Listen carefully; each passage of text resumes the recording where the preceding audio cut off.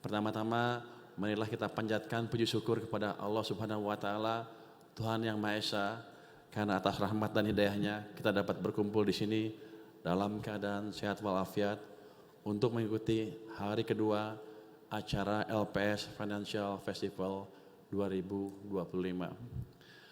Pada kesempatan ini, saya ingin menyampaikan apresiasi yang setinggi-tingginya kepada seluruh narasumber, mitra strategis,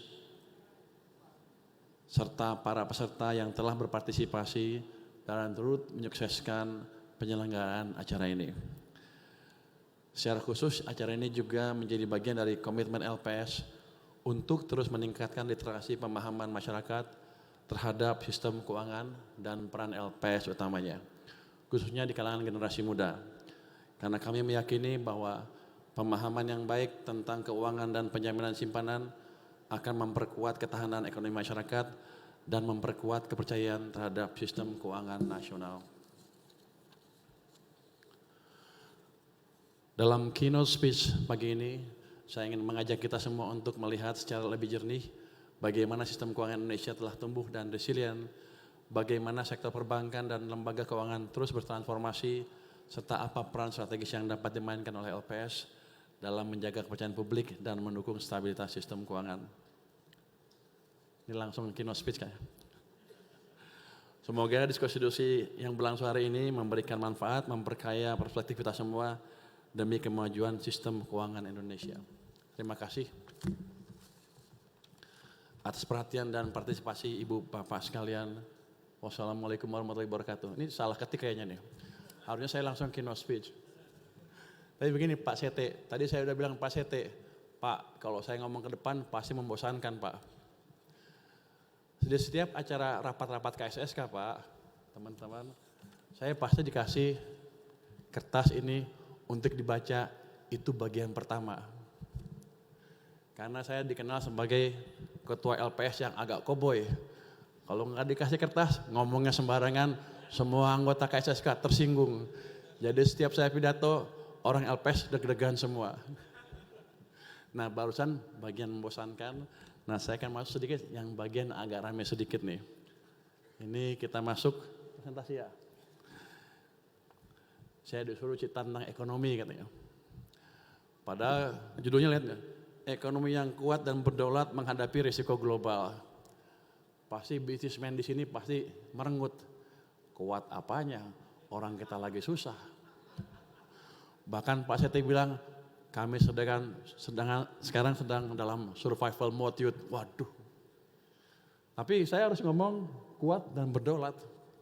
Karena saya sedang kampanye supaya kembali lagi jadi ketua LPS. Nanti mungkin 2 minggu dari sekarang saya akan kalau lolos ya di fit and proper di DPR, mudah-mudahan lolos. Tapi ini ya bagian kampanye bolehlah. Tapi saya nggak pernah bohong tuh kalau kita bilang kuat dan berdaulat, iya. Kalau kita tahu rahasianya. Saya akan maju sedikit ya. Pertama kita coba lihat gimana sih LPS itu berdiri. Karena saya waktu dipindah ke LPS, saya sedih banget. Waktu itu saya deputi menteri di kantor Menteri Maritim. Jadi deputinya Pak Luhut waktu itu. Dipindah ke LPS, semua deputi di kementerian itu nggak ada yang tahu. Jadi mereka bilang apa?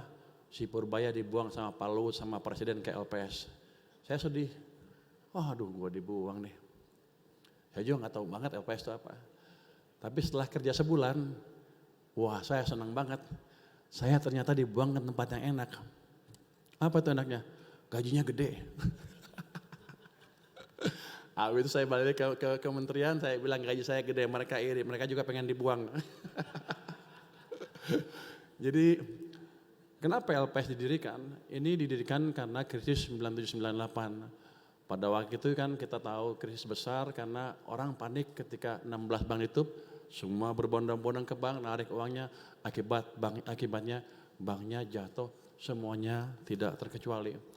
Jadi next, dari pengalaman di Amerika, ada juga pemenang Nobel yang bilang bahwa kalau ada lembaga seperti LPS atau sebagai di sana FDIC namanya Federal Deposit Insurance Corporation, maka bank run akan semakin sedikit terjadinya. Jadi kita niru Amerika membuat FDIC versi Indonesia yang disebut Lembaga Penjamin Simpanan yang berdiri di tahun 2005. Jadi sekarang usia kami yang ke-20 tahun berbarengan dengan usia Indonesia yang ke-80 tahun. Maka perayaannya agak besar-besaran sedikit supaya ya barenglah dengan perayaan kemerdekaan. Tapi jangan dikira kita hanya belajar dari Amerika. Di bawah pimpinan saya, LPS sudah makin gagah. Sekarang apa? Amerika belajar dari kita, Pak. Bagaimana cara kita mempromosikan ke masyarakat, ternyata ditiru sama FDIC Amerika. Dalam satu konferensi internasional, mereka tanya sama saya, gimana caranya? Saya ajarin, saya kasih outlet presentasinya, dia tiru dalam waktu yang tidak terlalu lama. Tapi saya yakin dia nggak bisa niru kayak hari ini, karena di sana nggak ada Citicorp. Tapi itulah, jadi kami sudah diseganin di dunia. Terus perjalanannya next, 98, 2005 kita berdiri, 2008, 2009 ada krisis keuangan, itu yang dikenal apa? Bank Century kan. Ya kita masih selamat pada waktu itu. 2020 yang luar biasa, karena saya udah di LPS tuh.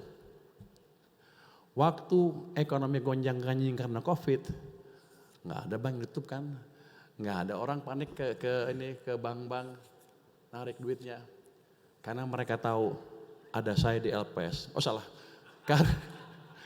karena mereka tahu ada LPS yang menjamin uang mereka sampai 2 miliar per nasabah per bank. Jadi LPS sebenarnya keadaannya gampang. Dalam keadaan ekonomi bagus, kita nggak kerja. Cuman yakinin orang aja bahwa ada bank, ada uang Anda dijamin. Kerja kita adalah dalam keadaan ekonomi goncang. Jadi strategi utama yang saya terapkan adalah ngapain? Ya kita berdoa, semoga ekonominya bagus terus. Supaya uang saya utuh, supaya saya nggak kerja. Enggak, kita siapkan betul sistem di kita supaya kita betul-betul siap kalau ada gangguan di perekonomian. Dalam keadaan normal seperti sekarang, tugas kami adalah mempromosikan kepada bapak-bapak, ibu-ibu, teman-teman, generasi muda juga bahwa uangnya di bank aman 2 miliar per nasabah per bank. Kalau ada yang punya 10 miliar, sebar di 5 bank atau di 10 bank. Kalau ada yang punya 100 miliar, sebar di 100 bank atau 50 bank. Jadi 2 miliar per nasabah per bank aman. Lebih bagus dibanding ditaruh di bawah bantal saya pikir. Jadi dari waktu ke waktu fungsi kita berubah terus. Halaman berikutnya. Dulu kita hanya menjamin simpanan nasabah perbankan dan melakukan resolusi. Kemudian kita dikasih peran menjaga stabilitas sistem keuangan. Kemudian juga nanti di tahun 2008 kami akan menjamin dana nasabah di perusahaan asuransi dan juga melakukan resolusi terhadap perusahaan asuransi.